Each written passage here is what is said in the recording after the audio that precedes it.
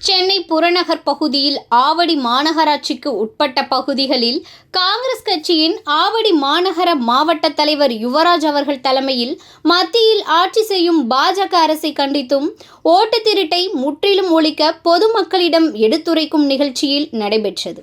இந்த நிகழ்ச்சியானது ஆவடி மார்க்கெட் பகுதியில் அமைந்துள்ள நேரு சிலைக்கு மாலை அணிவித்து மரியாதை செலுத்தி முதல் கையெழுத்தாக ஆவடி மாநகர மாவட்ட தலைவர் யுவராஜ் அவர்கள் கையெழுத்து போட்டு துவங்கி வைத்தார்.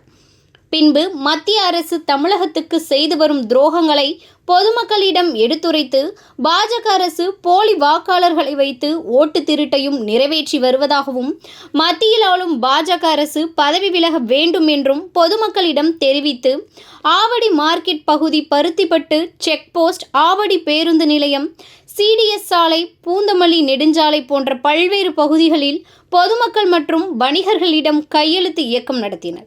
இந்த கையெழுத்து இயக்கத்தில் ஆவடி மண்டல தலைவர்கள் சௌஹத் அலி, கோதாண்டம், அமித் பாபு, சுரேஷ் மற்றும் காங்கிரஸ் கட்சியினர் திரளாக கலந்து கொண்டு பொதுமக்களிடம் கையெழுத்து வாங்கினர்.